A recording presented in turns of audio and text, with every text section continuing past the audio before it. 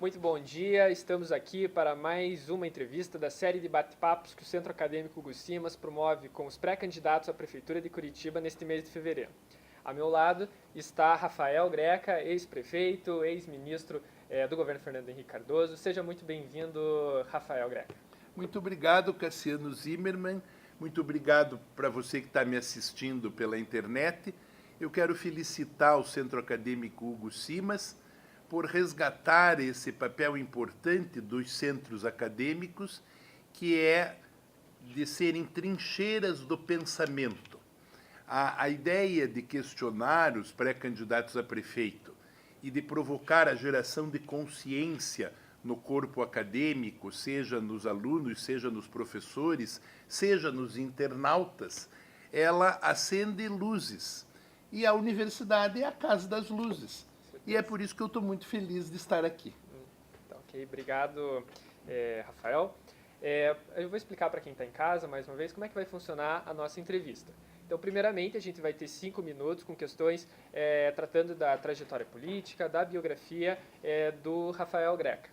Em seguida, a gente vai ter 10 minutos de perguntas sobre um tema previamente indicado pelo Greca. E, por fim, 10 minutos com questões relativas ao transporte público, que foi o tema indicado pelos estudantes por meio de enquete nas redes sociais. Começando o primeiro bloco, Greca.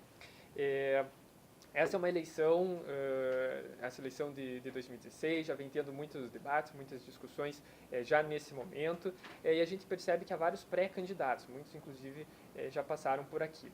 E o senhor, como ex-prefeito, tem criticado muito a gestão do prefeito Gustavo Frutti, tem feito críticas severas à administração dele. O senhor tem defendido muito o seu legado da prefeitura, no tempo que o senhor estava governando. E também tem várias ideias de projetos para 2017 e a sequência, né? O senhor pretende retomar várias obras e também, em vários aspectos, tem defendido uma integração maior, talvez, com a iniciativa privada, a partir de parcerias público-privadas em vários projetos. Outro ex-prefeito da cidade também tem esse mesmo ponto de vista em vários aspectos, que é o ex-prefeito Luciano Dutti, esteve aqui ontem com a gente. Qual que é a diferença do senhor para o deputado federal Luciano Dutti nessa eleição? Eu amo Curitiba. Curitiba está dentro de mim. Eu nasci aqui e vou morrer aqui. Eu não sou uma pessoa que quer se servir de Curitiba. Eu quero servir Curitiba. O Dutti entregou Curitiba para a causa da Copa do Mundo. Todos os seus parceiros estão presos. Ele não foi preso. Não foi preso por quê? Porque o Frutti diz que ele deixou uma dívida imensa, que ele arrebentou o orçamento da cidade, mas também não representou contra ele. Se o Dutti está solto, talvez não seja tão ruim assim, mas eu vejo nele o mau propósito de cravar em Curitiba a estaca de um interesse alheio à história da cidade. E o símbolo está lá, na ponte estaiada que não precisava ser feita. Um punhal de corrupção no coração de Curitiba. Eu sou diferente deles porque eu não roubo, não deixo roubar e tenho ódio de quem roube. Fiz 6.600 obras, sou o Rafael de Curitiba. O marido da curitibana Margarita, nascida na Rua 15, o menino que nasceu na rua que tem o nome do seu bisavô, dos seus bisavós. A Rua Conselheiro Laurindo com a Rua Comendador Macedo, na maternidade Nossa Senhora do Rosário. A cidade se confunde na minha cabeça com a casa da minha mãe e do meu pai, que eles chamavam de Paraíso. Aliás, não sei se sabem, quando fui candidato pelo PMDB, para não pegar dinheiro da Lava Jato, eu vendi a casa dos meus pais e paguei a campanha. Eu fui o maior doador da minha campanha com o dinheiro da venda da casa dos meus pais.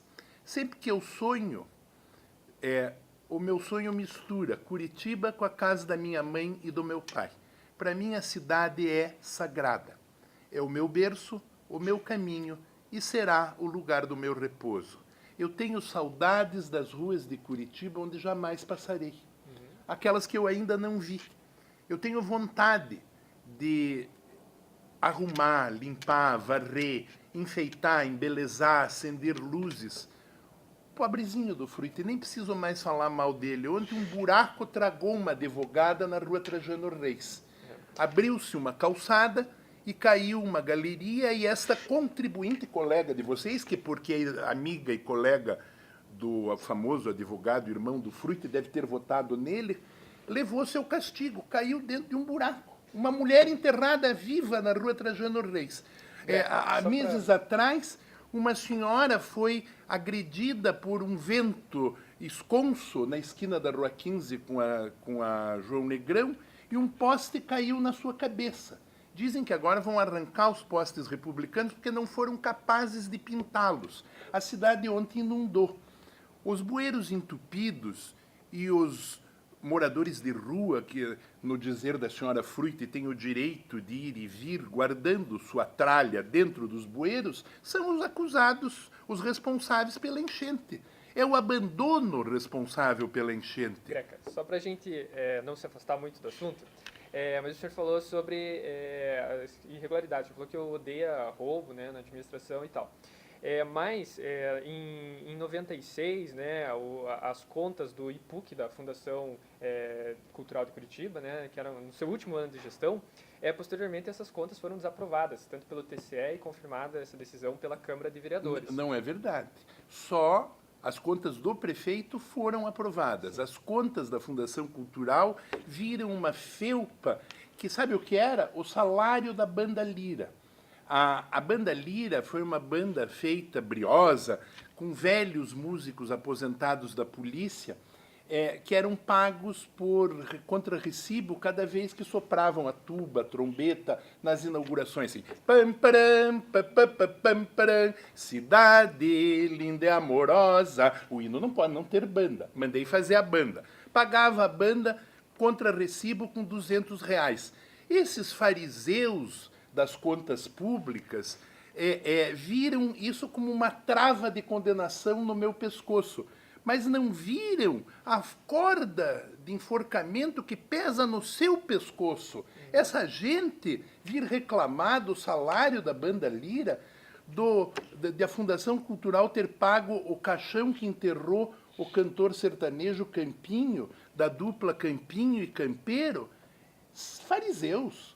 E a questão do IPUC foi uma bobagem com relação à licitação de empresa que ia fazer os postes republicanos. Eu não me lembro direito o que foi, mas, na verdade, o prefeito não teve nada a ver com isso.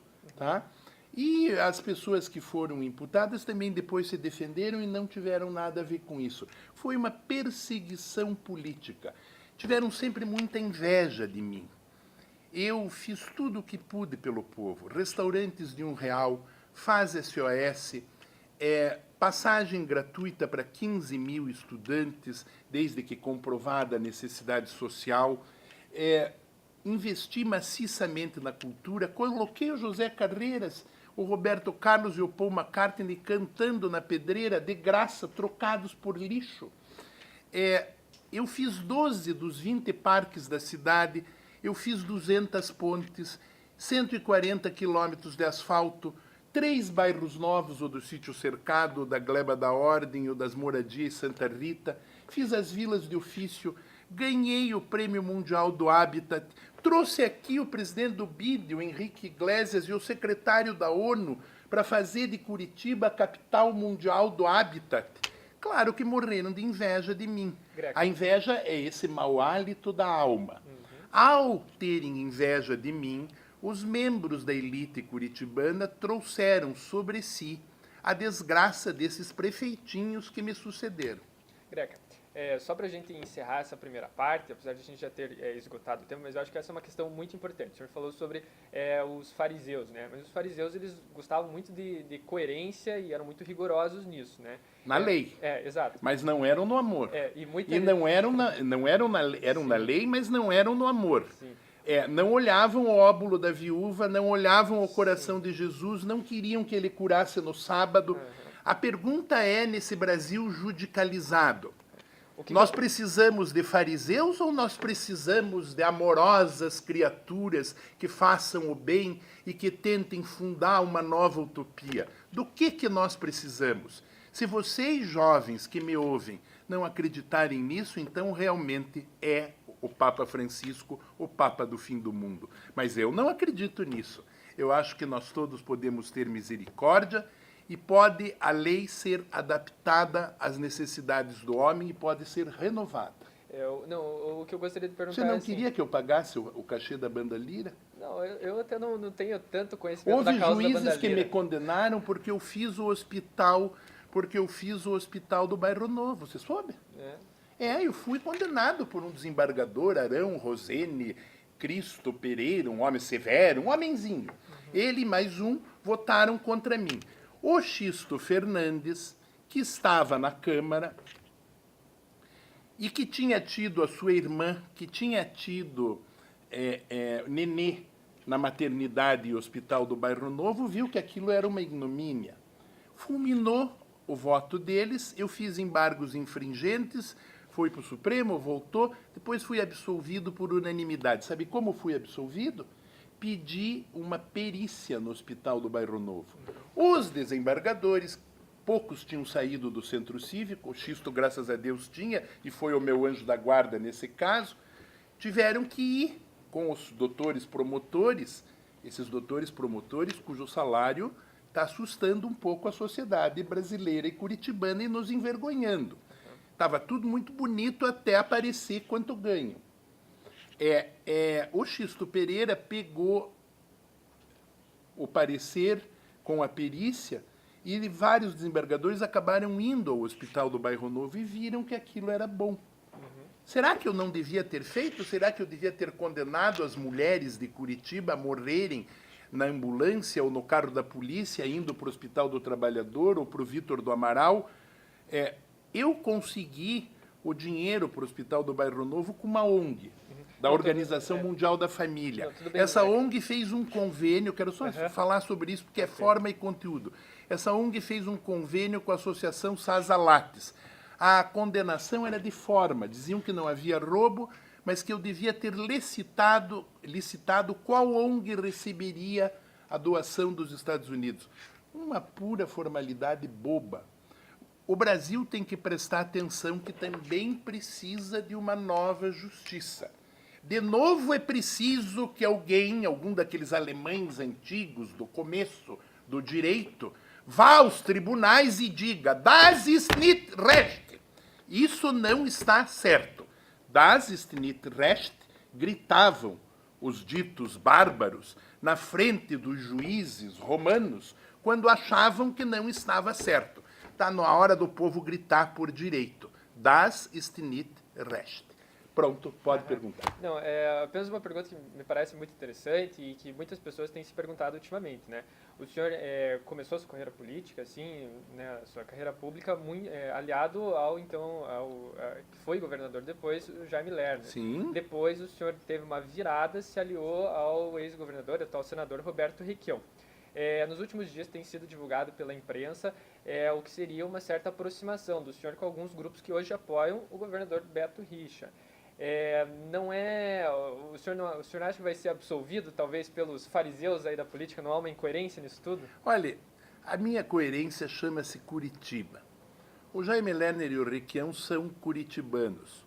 Nós três concordamos numa coisa: o Fruit não é bom prefeito.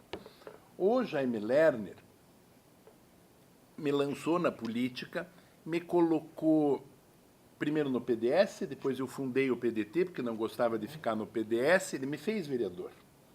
Eu era funcionário do IPUC, eles me achavam ativo, apaixonado pela cidade, e quiseram que eu fosse vereador. Foi uma coisa boa que foi o legado de eu ter sido vereador, porque isso ficou bom para mim também, porque me treinou mais para gostar da cidade. Daí eu fiquei com o Jaime Lerner, fiz ele ser eleito nos 12 dias, porque fui eu que montei aquela eleição dos 12 dias, inclusive a estratégia no Congresso para ele poder ser candidato em cima da hora.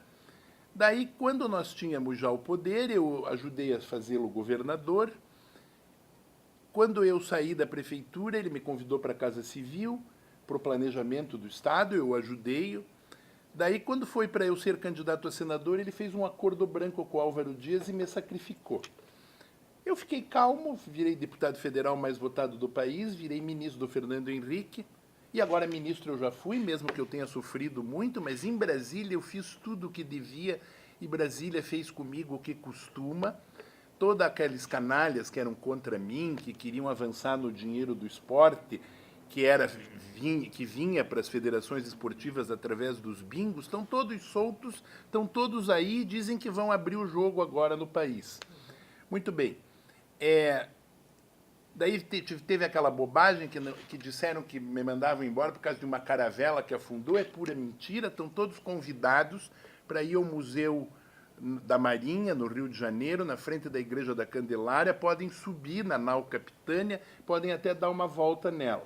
A Spolatore e a Beatriz Segal fizeram nela o filme Desmundo, que até foi premiado em festivais internacionais. Daí eu deixei de ser ministro, daí eu vim para o Paraná, daí o Requião me mostrou que alguns advogados indicados pelo Jaime Lerner que me atendiam contra os bingos eram apoiadores de bingos e tinham bingos. Daí eu rompi com o Jaime Lerner. Aliás, ele me preteriu também em favor do Beto Richa. Ele escolheu o Beto Richa. Ele foi numa convenção e disse que eleição não se ganhava com concurso de oratória, que melhor era o Beto Richa. Só a Fanny não votou contra mim. A Fanny era leal, a Fanny ficou em casa, ela disse, contra o Rafa eu não voto. E eu sou muito grato e honro a sua memória todos os dias. Acho que o Jaime se arrependeu disso, porque depois que ele me largou e que eu fui para o lado do Requião, ele também caiu um pouco, ficou um pouco caidinho, né? Bom, daí eu ajudei o Requião no governo dos 150 anos do Paraná, juntos nós fizemos 300 bibliotecas cidadãs. Depois ele me convidou para presidir a Coapar, juntos nós fizemos 35 mil casas. Eu fui o gestor do PAC, que fez a desfavelização nos grandes bairros metropolitanos de Curitiba, como o Guarituba, o Jardim em Piraquara, o Jardim Bela Vista em Campo Largo, a Vila Zumbi e a Vila Liberdade em Colombo, o Gerival Palmital aí em Colombo. E depois, então, eu enjoei do PMDB. Eu fui candidato a prefeito, a cidade não absorveu bem essa história do Requião estar me apoiando, achavam que ele ia mandar em mim, não me conhecem, não sabem que eu também sou uma força da natureza e que não há quem me controle quando há interesse público e quando Curitiba está em jogo. Nem a Margarita manda em mim, e ela é severa, espanhola e napolitana, não manda em mim. Só pelo amor eu posso ser conquistado. E daí eu resolvi sair de todos esses partidos, não tem Jaime, não tem Requião, procurei o mais anódino de todos os partidos, o menor de todos, o 33, que tem a idade de Cristo, que tem o número dos degraus da escada de Jacó, o Partido da Mobilização Nacional, que é da advogada, uma espécie de mãe desta república, a Thelma Ribeiro dos Santos, uma mulher honrada de São Paulo, que apoiou Lula e quando o Zé Dirceu fez preço e quis comprar os seus 4 deputados, ela rompeu com o governo, ainda antes do governo do Lula começar. E nesse partido eu sou pré-candidato a prefeito de Curitiba. As penas pagas pela prefeitura, e também o jornalista Celso Nascimento, da Gazeta do Povo, ficam vendo chifre em cabeça de burro, ficam dizendo que eu vou ser do Richa, que eu vou ser do Requião, que eu vou ser do Jaime. É do jogo político. Vocês decidem. Com todos os meus defeitos, eu sou o Rafael de Curitiba. Agora, se vocês souberem como votar, eu sei como fazer. No primeiro dia da nova gestão, eu sei como fazer. Eu ontem não ficava embaixo da cama como ficou Fruita. Eu estava na rua, desentupindo o bueiro, resgatando gente, organizando a cidade, tirando as lições da surra que nos deu a chuva para que isso não se repetisse. Não vi o prefeito na rua. Bom, Greca, a gente passou um pouquinho do tempo ali, na verdade não foi nem tão pouquinho. Eu vou fazer apenas uma pergunta sobre a história de Curitiba, conforme a gente combinou aqui. Amanhã, na verdade, tem um fato que é extremamente importante para a cidade de Curitiba, que é o centenário do Paço da Liberdade. Não sei se você está sabendo. Amanhã a gente comemora essa data E Curitiba já há algum tempo tem incentivado justamente a preservação dos imóveis onde há um interesse público, histórico e cultural. A própria Lei Complementar 40 de 2001 dá esses incentivos fiscais para esse tipo de coisa. O senhor hoje está satisfeito com a preservação que hoje existe em Curitiba ou o senhor pretende, numa eventualidade de voltar à prefeitura, estabelecer novos mecanismos que fortaleçam a preservação? Bom, em primeiro lugar, falar do Paço da Liberdade. Foi construído por subscrição pública. Eu tenho em casa uma debênture que meu avô comprou, que foi lançada na Bolsa de Londres, pela qual os curitibanos financiavam a prefeitura para fazer o Paço da Liberdade. O Cândido Ferreira de Abreu era um arquiteto, prefeito, formado na Escola de Ponts et Chaussées de Paris. Era casado com uma leão. Era da aristocracia da erva mate. Foi prefeito em 1895 e depois voltou prefeito nos idos de 1915. Ele fez as duas linhas de bonde. A primeira tirada a mulas, que ligava o Alto da Glória ao Batel, e depois a linha de bondes elétrica. Ele até foi responsável pelo casamento de uma das minhas tias, a Maria Estela Greca, casou com José Vessier, que foi engenheiro francês que veio para fazer a eletrificação da linha de bonde. O Cândido de Abreu acertou com o arquiteto Lacombe, com o meu avô pedreiro, o velho Greca, para fazer aquele palácio que é uma joia. É uma joia na boiserie, nos lambris de madeira, de nogueira e de embuia que decoram as paredes e os salões. É uma joia no teto pintado da sala nobre, que abre-se para o céu, que é pintado pelo italiano Guelfi. É uma joia na maravilha Art Nouveau das molduras, dos gessos, das sancas, e até no seu partido arquitetônico. Você sabe o que significa no Paço cada um daqueles gigantes que seguram a torre? O poder legislativo é um gigante, o poder judiciário é o outro gigante. E lá em cima, na torre gloriosa, a fada de Curitiba, a deusa da liberdade, a cidade em estátua, preside as decisões do prefeito. O prefeito é sustentado pelo poder legislativo e pelo poder judiciário, e a cidade se baseia nesses dois pilares. O Benedito Nicolau dos Santos, que foi advogado e aqui dessa escola, fez uma ópera até chamada Marumbi, onde a fada de Curitiba, no dia da neve de 1928, sai voando sobre a cidade, espalhando os seus ideais de beleza, de harmonia e de fraternidade. Ah, se eu fosse o prefeito no centenário do Paço, que festa não teríamos amanhã? Acho que repetia de novo um grande concerto para celebrar o nosso Paço da Liberdade. Eu, quando o Paço estava ameaçado, o Beto Richa era prefeito, liguei para ele, num sábado de noite, um guarda me avisou que os maloqueiros iam pôr fogo no Paço, e eu disse, Beto Richa, melhor se matar hoje do que deixar queimar o Paço da Liberdade. Mande a polícia lá, ou então põe a cabeça na privada e solte a descarga. Daí salvaram o Paço, graças a Deus. O Paço hoje está conservado, preservado, mas os nossos prefeitos não tiveram estatura nem coragem de despachar lá dentro. Eu quero ser prefeito de novo, eu vou me sentar uma vez por mês, pelo menos, no Paço da Liberdade para receber o povo. Porque é o lugar certo, no meio da cidade, é o nosso Hotel de Ville. É onde o prefeito deve se mostrar ao povo. E quanto à preservação? O senhor pretende tomar A preservação foi a razão da minha vida. Eu inventei o solo criado. A ideia de que, tendo um terreno antigo e uma casa velha que tem que ser conservada, e podendo construir sobre ele um outro volume de construção, eu permito que se corte aqui e se venda esse volume para colocar num outro terreno. Isso se chama potencial construtivo. Infelizmente, por conta das estrepulias da Copa, o potencial construtivo está todo na Arena da Baixada e hoje não dá mais para preservar nada.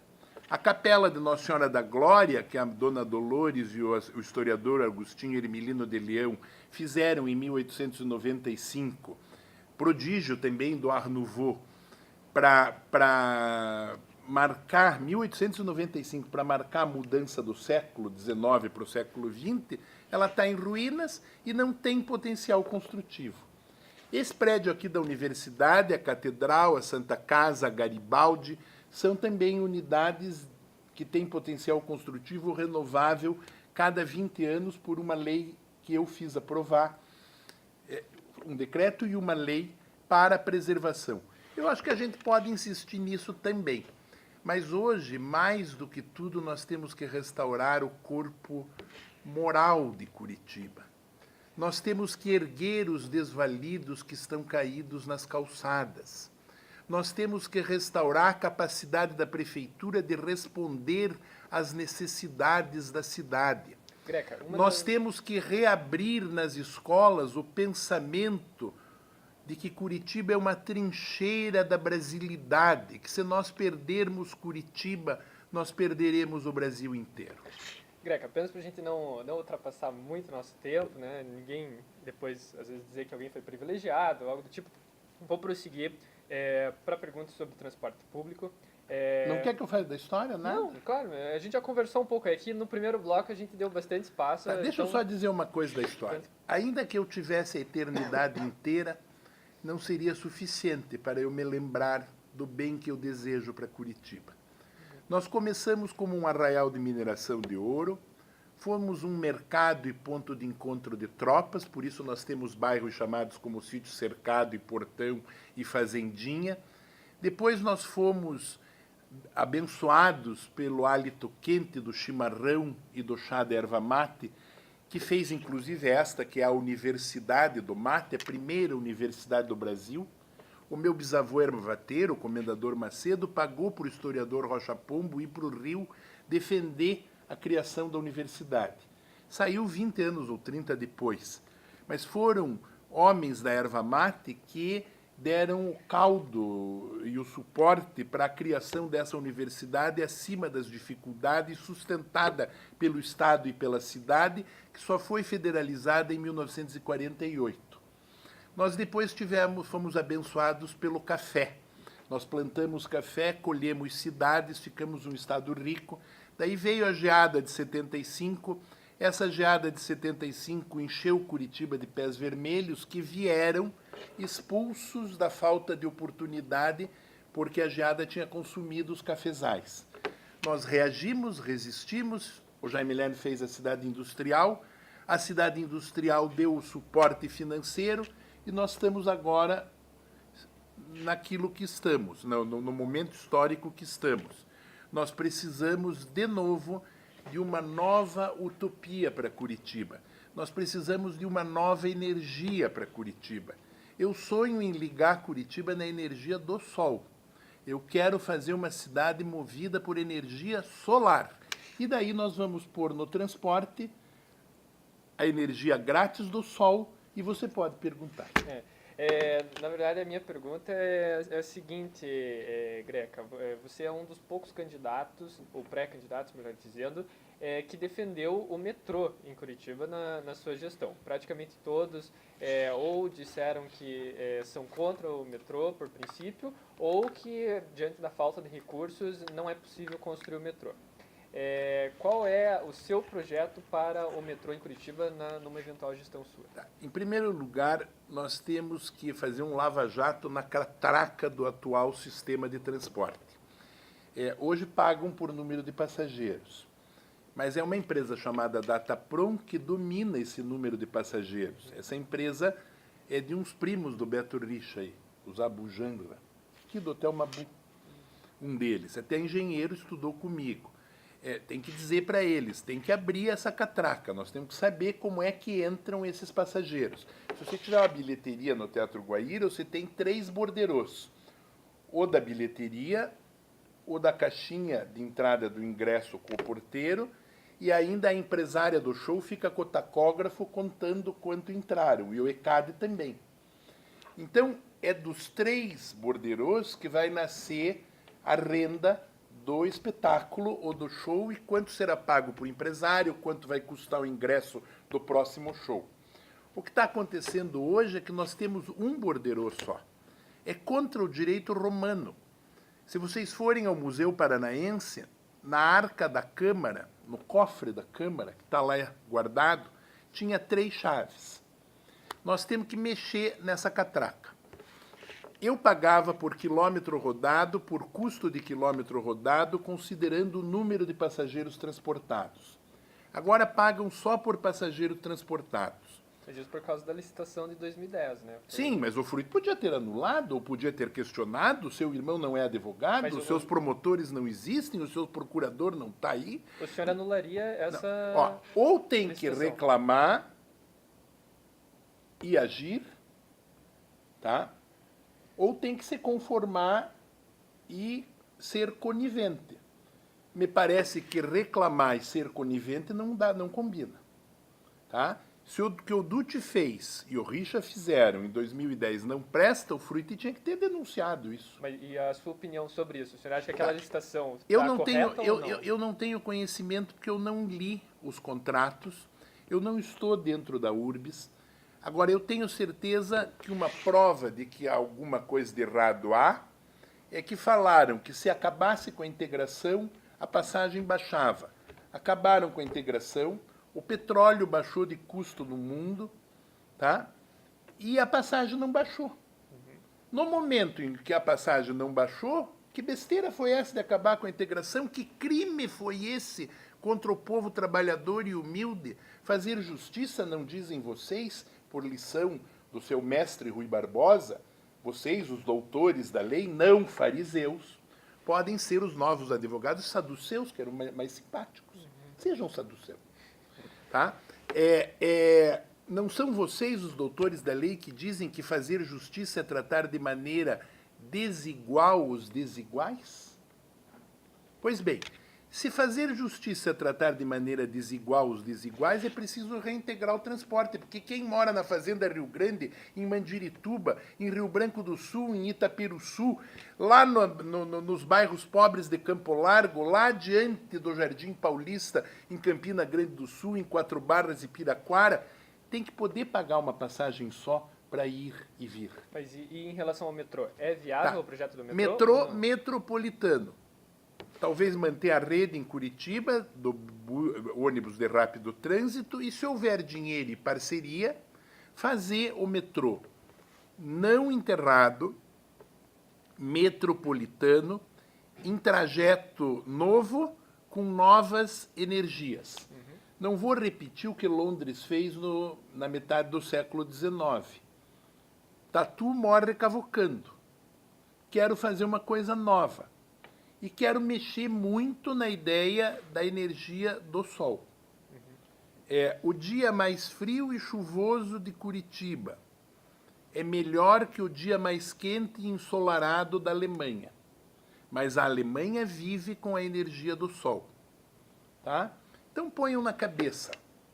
Se há dentro do prefeito uma luz que brilha, tanto no seu coração como na sua inteligência, essa luz sai na forma de um discurso, de uma palavra. Isso é pré-eleitoral. Mas essa palavra se torna logos, se torna obra, se torna realidade pela vontade de fazer. O que faz um prefeito é a vontade. O que faz um povo é a vontade. O Rio Iguaçu é o meu Rubicão. Eu escolhi estar aqui. Eu farei o futuro. Se vocês souberem votar, eu sei como fazer. Greca, a gente já esgotou o nosso tempo, mas como tem sido feito com todos os pré-candidatos que passaram por aqui, eu vou dar a oportunidade de você também dar uma mensagem para os estudantes da Faculdade de Direito da Federal do Paraná e para a Universidade como um todo para esse ano de 2016. Uma mensagem curtinha aí para a gente. O amor é a condição da missão. A vontade é que nos leva para frente. A cidade pode ser uma trincheira do pensamento. Os alunos da Faculdade de Direito têm que reforçar a voz deste Brasil tão injustiçado que começa a gritar também diante do Poder Judiciário. Das ist nicht recht. Isso não está certo. Queremos o nosso direito. E qual é o nosso direito? O nosso direito é o da igualdade de oportunidades para todos. É o da fartura na mesa? É o da educação abundante e generosa? É o da creche, ou da escola, ou do posto de saúde, ou do remédio, e o do ir e vir com segurança e sem medo. A cidade é a trincheira do pensamento. E Curitiba, por causa desta universidade, é a principal trincheira das utopias brasileiras. Se Curitiba cair, se Curitiba apagar a luz dos seus faróis do saber, estaremos todos nas trevas e na escuridão. O que nós precisamos agora é acender luzes. É tempo de fazer brilhar as nossas consciências. Discutam a cidade. Me questionem. Falem mal de mim. Falem bem de mim. Descubram as minhas razões. Descubram as razões de toda a cidade. E pesem quem realmente pode fazer de Curitiba de novo a melhor cidade do Brasil para se viver. Viva Curitiba! Obrigado, Greca. A gente agradece a sua presença. Ficamos hoje por aqui, mas amanhã nós voltamos com 2 entrevistas com o deputado estadual Nele Prevot e com a deputada Maria Vitória. Muito obrigado.